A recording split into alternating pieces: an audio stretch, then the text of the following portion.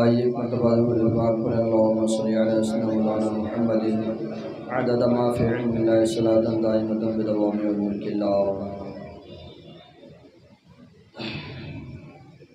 کلمہ توحید ہے تیری شہادت اے حسین، کلمہ توحید ہے تیری شہادت اے حسین، تو نہ ہوتا تو نہ رہ جاتی صداقت اے حسین۔ مرتبہ اسلام کا جس نے دوبالا کر دیا، مرتبہ اسلام کا جس نے دوبالا کر دیا، خون نے جس کے عالم میں اجالا کر دیا،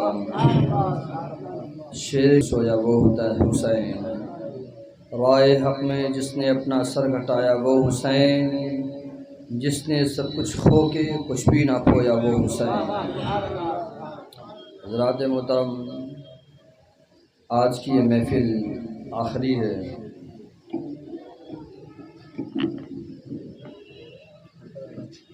آج انشاءاللہ العزیز ارادہ میں کر کے جو آیا تھا، اور لوگوں نے فرمائش بھی وہی کی، کربلا کے بعد کے واقعات ہمارے عبدالمصطفیٰ حشمتی صاحب نے بھی کہا کربلا کے بعد کے واقعات بیان کرنے کے لیے، تو میں وہی سوچ کے آیا تھا۔ حضرات، آپ لوگوں نے دیکھا سنا امام علی مقام رضی اللہ تعالیٰ عنہ کے گھر والوں کو شہید کر کے یزیدیوں نے جس قدر اہل بیت اطہار کے خون سے ہولی کھیلی، اب امام علی مقام ایسا شہادت کا جام پئیں کسی پر بوجھ نہیں بنے، یعنی سب کا لاشا اٹھا کے جو لا رہے تھے، سب کے لاشوں کو امام علی مقام اٹھا رہے تھے، مگر جب امام علی مقام شہید ہوئے کسی کو وہ بوجھ نہیں بنے، کوئی اٹھانے والا نہیں تھا۔ اب گھر میں صرف بیویاں بچی ہیں، خیمے میں ایک بیمار سے جناب دی۔ اب ان یزیدیوں نے امام علی مقام رضی اللہ تعالیٰ عنہ کے جسموں کو روندا، گھوڑے سے روندا، آپ کے جسم مبارک سے کپڑے کو اتار لیے ہیں، اور آپ کے جسم نازنین پر گھوڑے کو دوڑا کے آپ کے جسم مبارک کی ہڈیوں کو چور چور کر دیا۔ اب اس کے بعد یزیدی کوفہ جانے لگتے ہیں، جہاں پہ عبید اللہ بن زیاد تھا، جس کی وجہ سے پورا فتنہ فساد کربلا کا واقع ہوا تھا۔ رات کے وقت جب یہ قافلہ پہنچا یزیدیوں کا، امام علی مقام رضی اللہ عنہ کی بیویوں کو کہا اپنا ہاتھ آگے کرو، اور ہاتھ میں ہتھکڑیاں لگا دی گئیں اہل بیت اطہار کی شہزادیوں کو، اور انہیں ننگی اونٹ پہ بیٹھا دیا گیا۔ اور بیٹھانے کے بعد یہ قافلہ جب کوفہ پہنچنے لگا، عبید اللہ بن زیاد رات کا وقت، اس کا گیٹ بند ہو چکا تھا، یہ سارے لشکری عمر بن سعد یہ سب صبح وہیں اس کے گیٹ پہ کھڑے تھے۔ راستے میں ایک مقام آیا، گرجا گھر نظر آیا، وہاں پہ ایک عیسائی رہتا تھا۔ یزیدیوں نے کہا تمہارا گھر بہت بڑا ہے، تھوڑی دیر کے لیے میں رات بھر یہاں ٹھہرنے دو، ہم صبح چلے جائیں گے۔ کہا بالکل آگے ٹھہر جاؤ۔ امام علی مقام کے سر مبارک کو رکھا گیا، اس عیسائی نے امام علی مقام کے چہرے کو دیکھا، بہت دیر تک دیکھتا رہا۔ اس نے کہا کیا یہ سر مجھے رات بھر کے لیے دے سکتے ہو؟ یزیدیوں نے کہا ٹھیک ہے، میں دیتا ہوں، میں صبح واپس کر دینا، اس لیے ہمیں دکھانا ہے سر کہ ہم لوگ حسین کو شہید کر کے لائے ہیں۔ وہ عیسائی امام علی مقام کے سر مبارک کو اپنے ٹیبل پہ رکھ کے اور اپنی کتاب، پرانی کتابوں کو کھول کے ملا رہا تھا، اور جب ملاتے تھوڑی دیر کے بعد اس نے کہا میں اپنے مقام کو پہنچ گیا، پرانی کتابوں میں میرے لکھا ہے۔ اس عیسائی نے پڑھا کہ پرانی کتابوں میں لکھا تھا اسی مقام سے حسین ابن علی گزریں گے اور انہیں اس طرح شہید کیا جائے گا۔ اس نے امام علی مقام کے چہرے مبارکہ کو سامنے رکھ کے کلمہ پڑھا اور اسلام میں داخل ہو گیا. اس لیے کہتے ہیں اسلام کربلا ہوتا ہے ہر کربلا کے بعد. سمجھ رہے ہیں؟ تو امام علی مقام شہادت کا جام پی چکے ہیں، مگر امام علی مقام کے سر کو دیکھ کر کے جو عیسائی وہ بھی کلمہ پڑھ لے رہا ہے. اب جب اس نے کلمہ پڑھا اور وہ عیسائی کہنے لگا واقعی حسین ابن علی کتنی خوبصورت ہے. سر کو جب یزیدی چلنے لگے کہا ہمارا سر واپس لاؤ. اس عیسائی نے امام علی مقام کے سر مبارک کو دیا، وہ چلنے لگے. چلتے چلتے راستے میں ایک اور مقام پڑا. اس سے پہلے میں آپ کو ایک واقعہ بتاؤں امام حسین کا. امام حسین رضی اللہ تعالیٰ کے گھر میں ایک عورت کام کرتی تھی، حضرت فاطمہ زہرا کے زمانے ہی سے وہ عورت کام کرتی تھی. وہ بوڑھی ہو چکی تھی. امام حسین رضی اللہ نے فرمایا اے بیوی، اس کا نام بی بی شیرین تھا، کہا کہ اب تو بوڑھی ہو چکی ہے لہٰذا ہم تمہیں آزاد کرتے ہیں. بی بی شیرین نے کہا اے امام میں آپ کے گھر ہمیشہ کام کرنا چاہتی ہوں. کہا کہ نہیں، تو بوڑھی ہو چکی ہے. ڈھیر سالہ میں امام علی مقام نے انعام کرام دیا اس عورت کو، بی بی شیرین کو. کہا جاؤ ہم تمہیں آزاد کرتے ہیں. بی بی شیرین نے کہا اے امام علی مقام میں ایک شرط پہ جاؤں گی. کہا کیا؟ کہا جب میں کوفہ میں جاؤں گی تو آپ پورے اپنے گھر والوں کو لے کر کے میرے گھر میں آئیے گا، میں آپ لوگ کی مہمان نوازی کروں گی.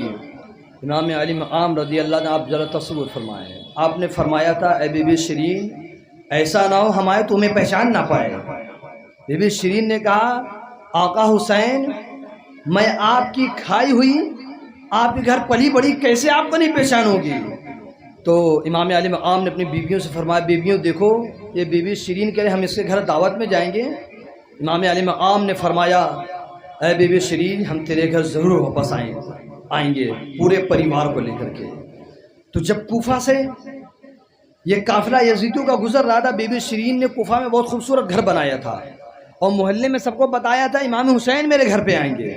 محلے کے لوگ کہتے ہیں اس کے گھر پہ حسین آئیں گے، اپنے پریوار کو لے کے آئیں گے. محلے کے لوگ بڑی اس عورت کی عزت کرتے تھے بی بی شیرین کی کہ اس کے گھر امام حسین آئیں گے. اب جب بی بی شیرین نے سنا تھا جس امام علی مقام مدینے سے چلے تھے، بی بی شیرین نے سنا تھا امام علی مقام آئیں گے میرے گھر پہ، انہوں نے ہم سے وعدہ کیا ہے. تو بی بی شیرین نے کہا امام علی مقام میرے گھر پہ ٹھہریں گے. روزانہ پہاڑ پہ بی بی شیرین کھڑی ہو جاتی اور کہتی آج حسین میرے گھر پہ آئیں گے، میں نے سنا امام علی مقام آئیں گے. اب مسلمانوں ذرا تصور فرمائیے، وہ عورت روزانہ کھڑی ہو کے چلی جاتی ہے. جس دن یزیدیوں کا قافلہ آیا بی بی شیرین کے گھر میں سارے محلے والوں کا بی بی شیرین جلدی اٹھو، ایک یزید کا لشکر آ رہا ہے، وہ تمہارے گھر میں ٹھہرنا چاہتا ہے رات بھر کے لیے. بی بی شیرین نے کہا ٹھیک ہے. کہا میرا گھر بڑا تھا، ان سے کہا جو ٹھہر. کہا کوئی باغی کا سر کاٹ کر کے لا رہے ہیں. بی بی شیرین نے کہا کہ کون باغی ہوگا، کس کا باغی، پتہ نہیں کون تھا کون نے. کہا ٹھیک ہے میرے گھر میں ٹھہر جاؤ. وہ یزیدی بی بی شیرین کے گھر میں ٹھہر جاتے ہیں. ٹھہرنے کے بعد کھانا بی بی شیرین نے بنایا اور کہا ان بیویوں کو باہر رہنے دو، وہ اس لائق نہیں کہ میرے گھر میں آئیں. بی بی شیرین نے کہا نہیں، مولا حسین کہتے تھے سب کے اوپر رحم کرنا چاہیے، بیویوں تم بھی آ جاؤ. تو بیویوں کو آنگن میں لایا گیا. بی بی شیرین نے امام علی مقام کے گھر کی عورتوں کو بیٹھایا اور بیٹھانے کے بعد جب کھانا لگانے تو یزیدیوں نے کہا ان عورتوں کو کھانا مت دینا، یہ کھانے کے مستحق نہیں ہیں. بی بی شیرین نے کہا نہیں، مولا حسین کہا کرتے تھے کھانا سب کو کھلایا کرو. تو جب بی بی شیرین کھانا لے کے آئی کہا کہ او بیویوں تم بھی کھانا کھا لو. حضرت زینب رضی اللہ تعالیٰ عنہ نے امام علی مقام کی بیٹی بہن نے کہا کہ بی بی ہمارے ہاتھ بندھے ہوئے ہیں، ہم کھانا نہیں کھا سکتے.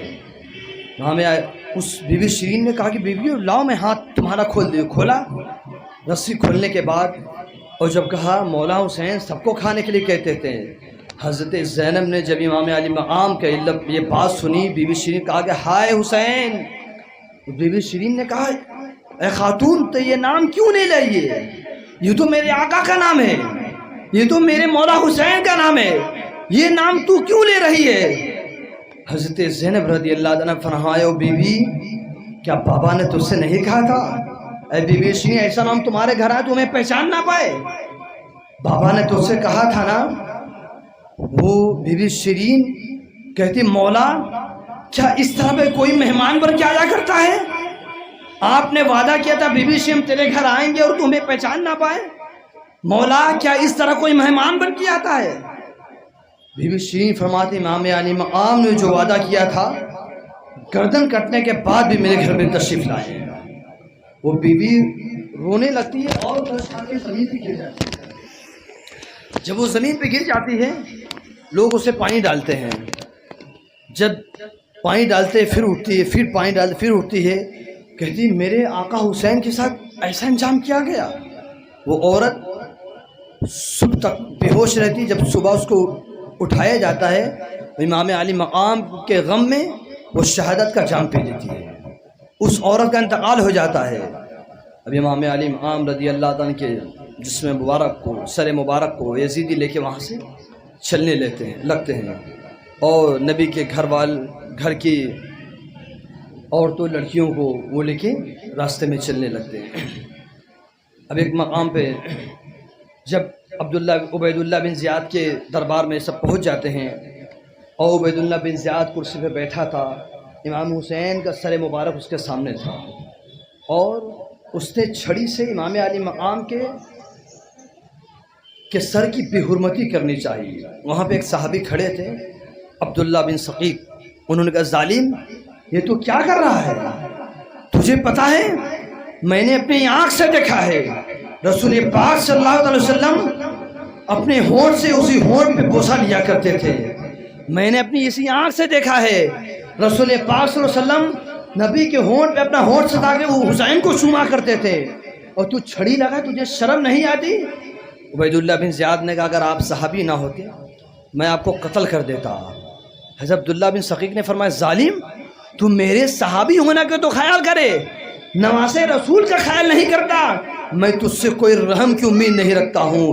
اور وہ صحابی فرماتے ہیں ظالم سن لے، اب جب تجھے اس بات پہ غصہ آ ہی گیا ہے تو ایک میری بات اور سن لے، نبی کے زبان مبارک سے میں نے یہ بھی سنا ہے کہ حسین کو تکلیف دی اس نے مجھے تکلیف دی ہے، جس نے مجھے تکلیف دی اس نے اللہ کو تکلیف دی۔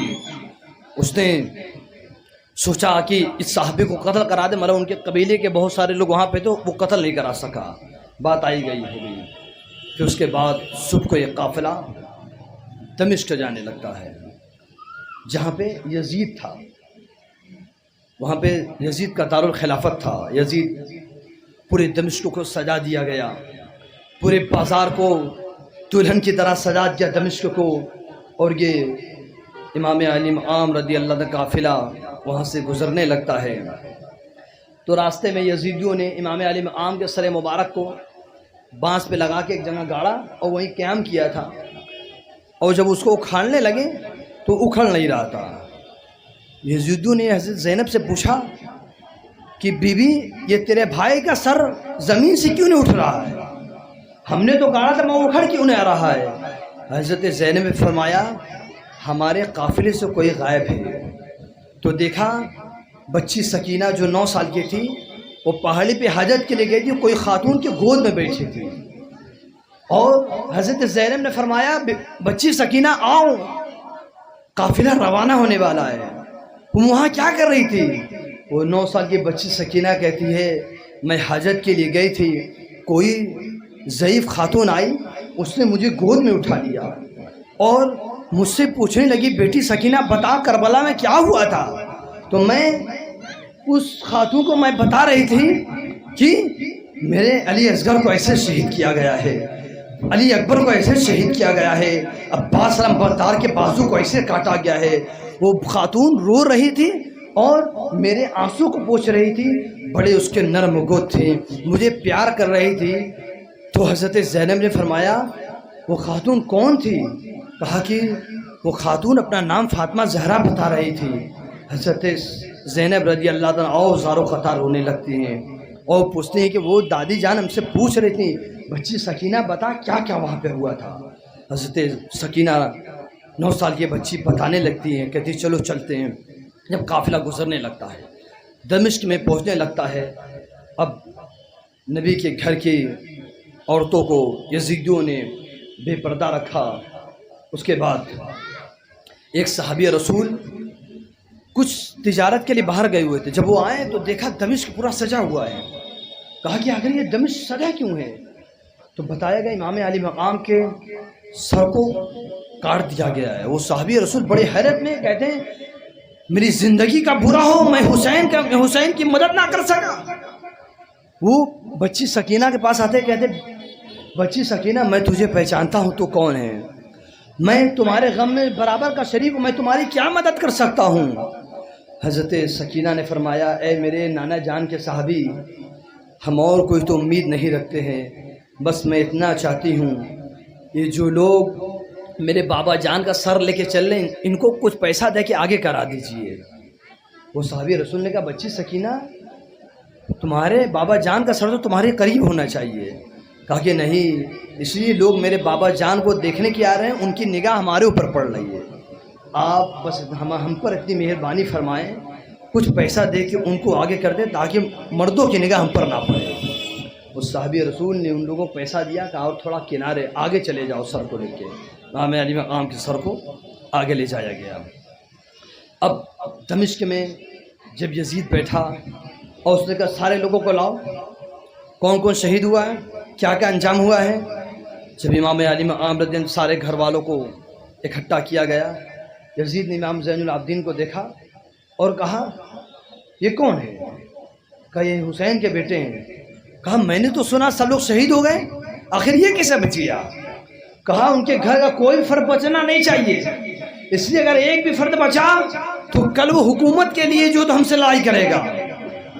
تو جلاد کو جب حکم دیا کہ زین العابدین کو بھی لے جاؤ شہید کر دو، جب جلاد امام زین العابدین کو لے جانے لگا حضرت زینب آگے بڑھتی ہیں، کہتی ہے ظالم تو نے نبی کے چمن کو ویران کر دیا ہے، اب تو ہمارے زین العابدین کو بھی شہید کرنا چاہتا ہے، اس لیے ہمیں مدینے جانے کے لیے ہمارے ساتھ کوئی محرم نہیں ہے، اگر تجھے اسے شہید کرنا ہوگا تو ان سے پہلے ہمیں شہید کرنا ہوگا، پہلے ہمیں کاٹنا ہوگا، ایسے ہم بغیر محرم کے مدینے طیبہ نہیں جا سکتے ہیں۔ تو یزید خاموش ہو گیا اور کہا کہ اللہ کا شکر ہے اللہ نے حق والوں کو ہمیں فتح عطا فرمائی۔ کہا کہ اللہ کا ہم شکریہ ادا کرتے ہیں جو ناحق تھے اللہ نے انہیں شکست نصیب عطا فرمایا۔ وہیں پہ ایک صحابی رسول کھڑے ہوئے تھے، کہا کہ ظالم تو جھوٹا ہے، تو کذاب ہے، حسین سچے ہیں، حسین سچے ہیں، تو جھوٹا ہے۔ تو اس نے کہا کہ ایسا ہے آپ کچھ زیادہ بول رہے ہیں۔ اس صحابی رسول نے کہا تم نے امام علی مقام کو شہید کر کے اچھا کام نہیں کیا ہے۔ تو یزید کا جو ایک ڈاکٹر تھا جس کا نام جالوت تھا، وہ جالوت کا فیملی ڈاکٹر تھا، جالوت کو بہت ساری بیماریاں بھی تھی، یزید کو جو جالوت یزید کا علاج کرتا، تو پوچھا اے یزید یہ کون ہے، یہ کس کا سر ہے؟ تو کہا یہ حسین ابن علی کا ہے۔ کہا کون حسین ابن علی؟ وہ جو نبی کے داماد تھے، جو امیر المومنین علی مرتضیٰ تھے؟ کہا ہاں وہی علی۔ جالوت نے کہا اے یزید لعنت ہو تجھ پر، ارے میرا سلسلہ داؤد علیہ السلام سے ملتا ہے، داؤد علیہ السلام سے میرے تک 40 پشتے ہیں، اور آج بھی میری قوم کے لوگ میرا اسی طرح احترام کرتے ہیں جس طرح داؤد علیہ السلام کا احترام کرتے تھے۔ مگر ظالم تیرے نبی کو وصال فرمائے زیادہ دن بھی نہیں گزرا ہے اور تو نے ان کے نوازوں کو شہید کر دیا۔ یزید نے کہا ایسا ہے جالوت تو زیادہ بول رہا ہے، اگر تو میرا فیملی ڈاکٹر نہ ہوتا تو میں تجھے ابھی قتل کروا دیتا۔ جالوت نے کہا کہ اے یزید سن لے، اب میں تجھ سے کوئی رحم کی امید نہیں رکھتا، اور اب میں تجھے ایسی دوائیں دوں گا کہ تو گھٹ گھٹ کے مرے گا، تڑپ تڑپ کے مرے گا۔ یزید نے کہا جب تو ہی میری موت کا سامان بننا چاہتا ہے، جلاد کو نے کہا جالوت کو قتل کر دو۔ جالوت نے اپنی تلوار کو نکالا اور یزیدوں سے مقابلہ کیا ہے، تقریباً 4-5 آدمیوں کو جہنم میں پہنچا دیا۔ اور جالوت امام علی مقام کے سر مبارک کو قریب کرتا ہے، کہتا اے نواز رسول آپ گواہ رہیں، میں آپ کے دین کو قبول کرتا ہوں، میں آپ کے نانا کے دین کو میں قبول کرتا ہوں۔ اور جالوت نے یزید کا جو ڈاکٹر تھا اس کو یزیدیوں نے اسے بھی قتل کر دیا۔ پھر قیصر روم کا سفیر آیا، اس نے کہا اے یزید میں کئی بار یہاں پہ آیا ہوں، مگر ایسا منظر میں پہلی بار دیکھ رہا ہوں. اب جو بھی پوچھتا اس کو بتانا پڑتا کہ یہ کس کا سر ہے. اس سے بھی یہی کہا یہ حسین ابن علی کا سر ہے. تو کون حسین ابن علی؟ وہ جو تیرے نبی کے داماد تھے فاتح خیبر، تو ان کے بیٹے کا سر ہے. کہا ہاں.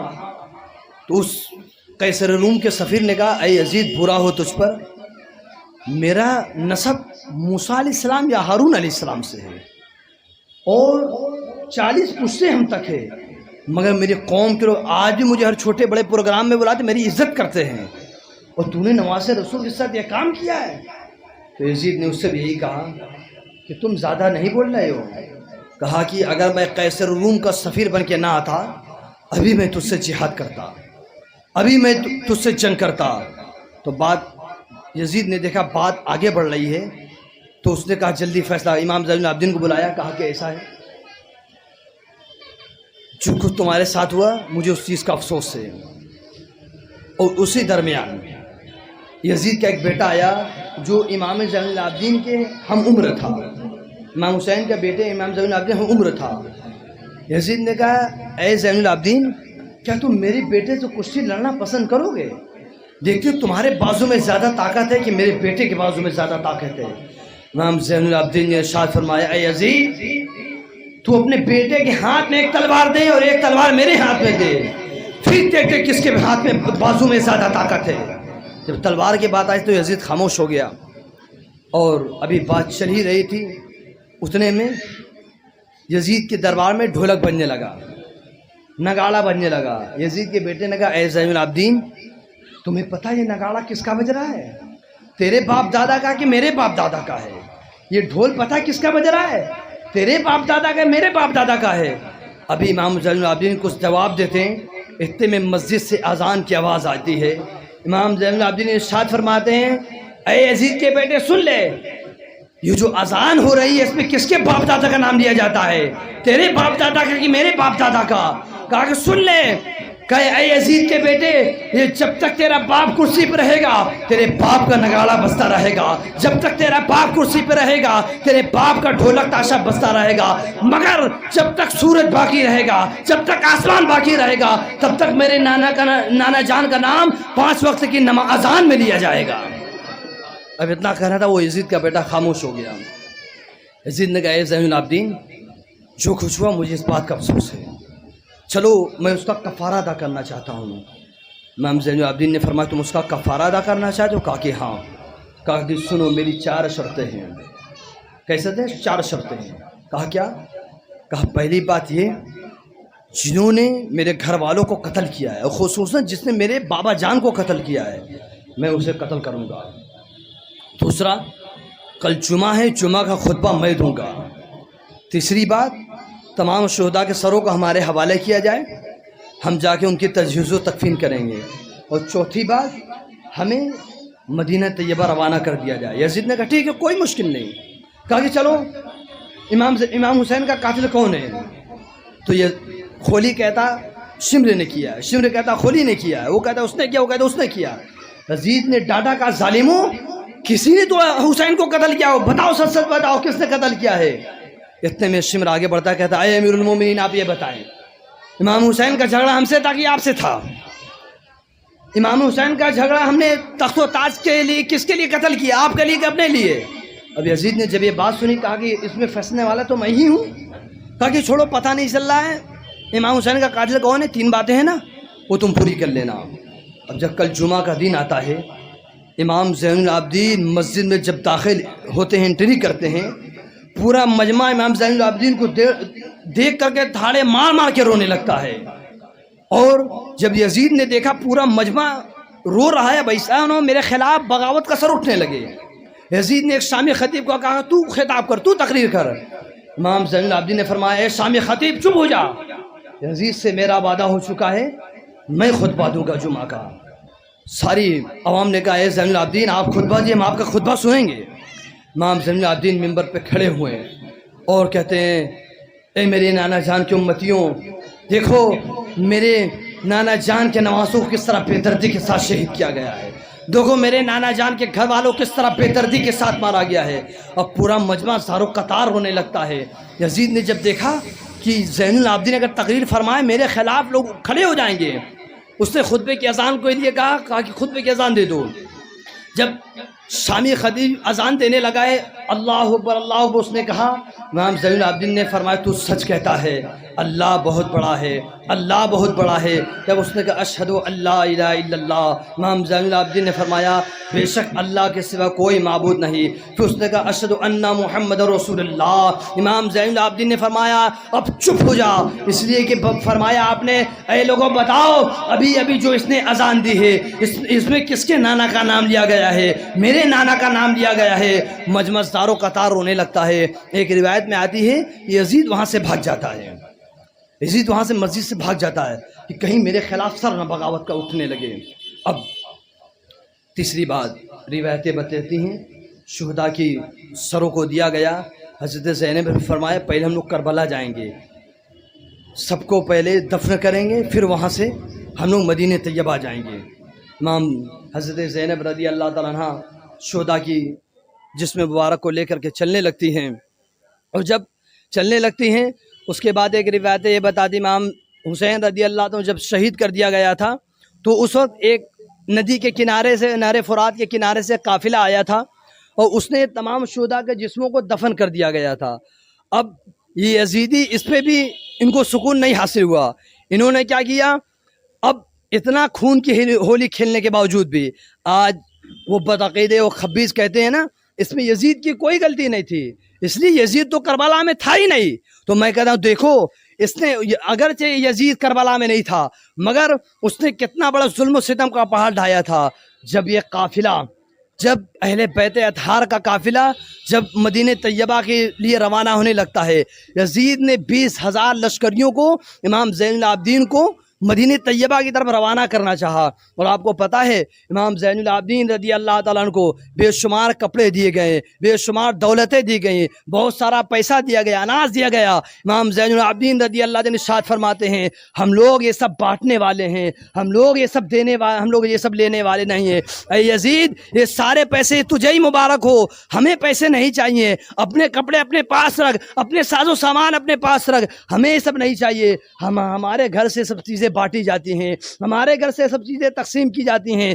20,000 کا لشکر مدینہ طیبہ کی طرف روانہ ہوتا ہے. اور جب یہ لوٹا ہوا قافلہ مدینہ طیبہ کی سرزمین پہ جب روانہ ہوتا ہے، اور جب یہ قافلہ اہل بیت اطہار کا، نبی کے نواسوں کا جب یہ قافلہ مدینہ طیبہ کی سرزمین پہ جب تشریف لے جاتا ہے، جب دور سے نبی کے مزار شریف نظر آتی ہے، جب دور سے مسجد نبوی شریف کے مینار نظر آتے ہیں، حضرت زینب رضی اللہ تعالی عنہا ارشاد فرماتی ہیں کہ یا رسول اللہ صلی اللہ تعالی علیہ وسلم دیکھیے ہم لوگ جب یہاں سے گئے تھے پورا چمن لے کر کے گئے تھے، مگر یا رسول اللہ جو یہاں سے گیا تھا اور ان کا سر بھی سلامت نہیں ہے. یا رسول اللہ صلی اللہ تعالی علیہ وسلم حضرت زینب رضی اللہ تعالی عنہ نبی کے مزار پہ جا کے رونے لگتی ہیں. وہ کہتی ہیں یا رسول اللہ صلی اللہ علیہ وسلم اے میرے نانا جان دیکھیے اپنے نوازوں کا حال دیکھیے، اپنے گھر والوں کا حال دیکھیے، جس امت کے لیے آپ رات بھر اللہ کی بارگاہ میں دعائیں کیا کرتے تھے، آپ کی اس امت نے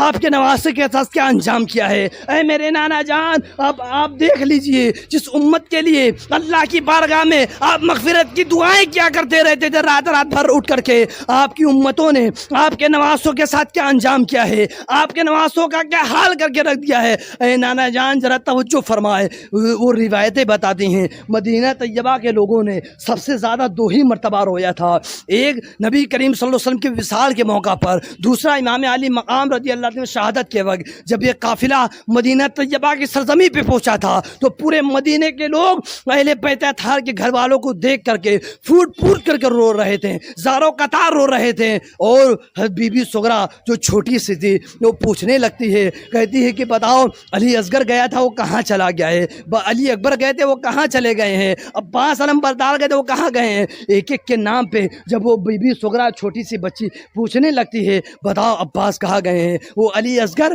جس کے ساتھ میں کھیلا کرتی تھی وہ کہاں ہے. تو جواب میں یہی کہا جاتا وہ بھی شہید ہو گئے ہیں، وہ بھی شہید ہو گئے ہیں، وہ بھی شہید ہو گئے ہیں۔ بی بی سغرا کہنے لگتی ہے کیا کربلا میں موت سستے میں ملا کرتی ہے جو سب لوگ شہید ہو گیا ہے؟ بی بی سغرا رونے لگتی ہیں اور پھوٹ پھوٹ کے رونے لگتی ہیں۔ حضرت زینب رضی اللہ تعالی عنہا کے پاس کوئی اس کا جواب نہ تھا کہ وہ بی بی سغرا کو اس بات کا جواب دیتی ہیں کہ بچی میں کیا کر سکتی ہوں۔ اس کے بعد یہ مدینہ طیبہ پہ یزیدیوں نے اس کے بعد بھی ان کو جب صبر نہ ہوا، ان یزیدیوں نے مدینہ طیبہ کے سرزمین پہ 20,000 لشکریوں کو وہاں پر مدینہ طیبہ سرزمین پہ بھیجا، اور مصرف نام کا آدمی تھا۔ یزید نے کہا اے مصرف، میں تجھے اس جماعت کا میں تمہیں کمانڈر بناتا ہوں۔ وہ بھی بہت ظالم اور جابر آدمی تھا، بہت ظالم قسم کا آدمی تھا۔ اس نے کہا تو نے بہت پرفیکٹ آدمی کو چنا ہے۔ وہ مصرف جب 20,000 کا لشکر لے کے مدینہ طیبہ کے سرزمین پہ پہنچتا تھا، مدینے والوں کو اس بات کی خبر نہیں تھی۔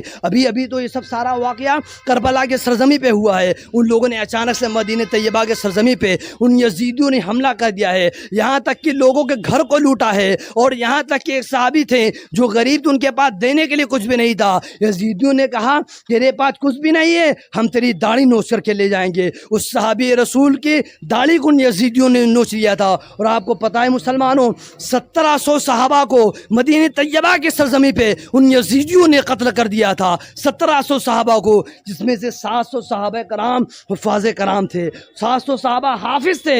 ان 1700 صحابہ کو بے دردی کے ساتھ قتل کر دیا جاتا ہے۔ اور مدینہ طیبہ کے سرزمین پہ وہ مسجد نبوی شریف جس میں رسول اللہ صلی اللہ علیہ وسلم نماز ادا فرمایا کرتے تھے، اس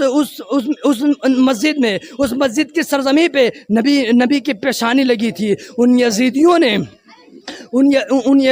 نے مسجد نبوی شریف میں گھوڑے کو باندھ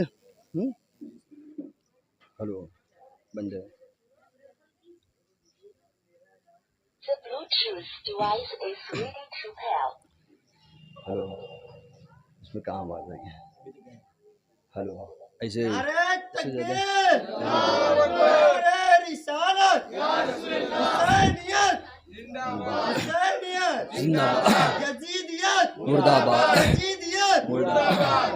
اب مسجد نبوی شریف میں گھوڑے باندھے گئے، گھوڑوں 3 دن تک مسجد نبوی میں نماز نہ ہو سکی۔ ایک صحابی رسول تھے جو سعد نام کے وہ صحابی رسول تھے، وہ فرماتے تھے میں جان بوجھ کے میں پاگل بن گیا تھا، میں اس لیے پاگل بن گیا تھا، یزیدی لوگ میرے کپڑے کو کھینچتے تھے، یزیدی لوگ میرے داڑھی کو کھینچتے تھے، میری ٹوپی کو نوچتے تھے، اور میں اسی طرح جان بوجھ کے میں پاگل بن گیا تھا، اس لیے اگر وہ لوگ مجھے اچھا سمجھتے تو مجھے بھی قتل کر دیتے۔ ان یزیدیوں نے مدینہ طیبہ کے سرزمین پہ اس طرح وہاں پہ مدینہ طیبہ کے سرزمین کی بے حرمتی کی تھی۔ رسول پاک صلی اللہ علیہ وسلم نے ارشاد فرمایا تھا جو مدینے والے کو تکلیف دے اللہ اسے معاف نہیں فرمائے گا۔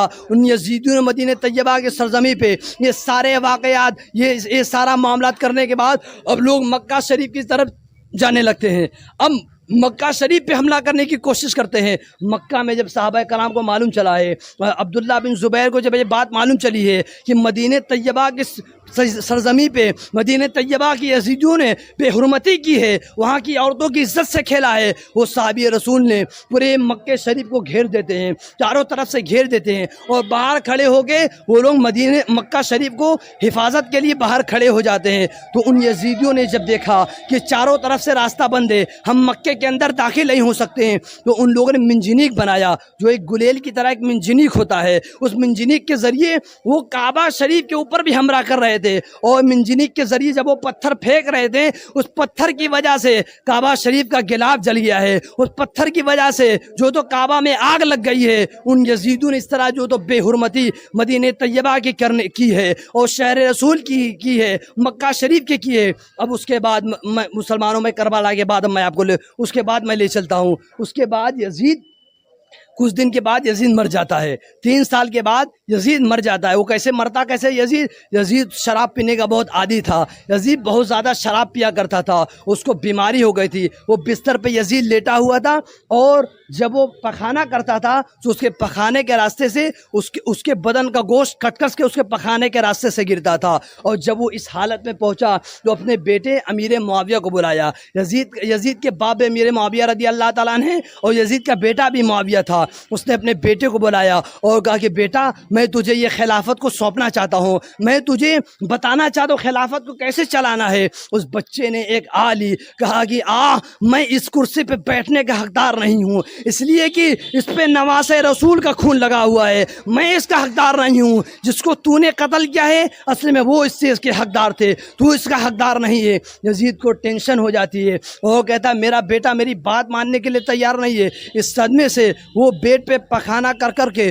خون کا پخانہ اور پخانے کے راستے سے گوشت نکلتے نکلتے وہی بیٹ پہ وہ اس طرح مر جاتا ہے۔ اس کے بعد جب وہ 3 سال کے بعد مر جاتا ہے تو ایک مختار سقفی نام کا ایک آدمی کھڑا ہوتا ہے، مختار سقفی نام کا ایک آدمی کھڑا ہوتا ہے اور امام حسین رضی اللہ تعالیٰ کے نام پہ اس نے سارے لوگوں کو جمع کیا، کہا جس نے امام حسین کو قتل کیا ہے میں اس سے بدلہ لوں گا۔ اس نے کئی ہزار کی تعداد میں مختار سقفی نے سارے لوگوں کو جمع کر دیا، اور مختار سقفی بھی کوئی بہت اچھا آدمی نہیں تھا، اور مختار سقفی نے بعد میں نبوت کا اعلان کیا، وہ مرتد ہوا تو صحابہ کرام اسے قتل کیا تھا، مگر اس وقت وہ مرتد نہیں ہوا تھا۔ اس نے سارے لوگوں کو اکٹھا کیا، کہا جس نے امام علی مقام کو شہید کیا ہے میں اس سے بدلہ لوں گا۔ مختار سقفی 3 سال کے بعد جو تو خلافت پہ بیٹھتا ہے اور سارے لوگوں کو دوڑا دوڑا کے مارتا ہے، مطلب 1,40,000 لوگوں کو مختار سقفی نے قتل کرایا تھا، 1,40,000 لوگوں کو، جبکہ کربلا میں 22,000 لوگ تھے۔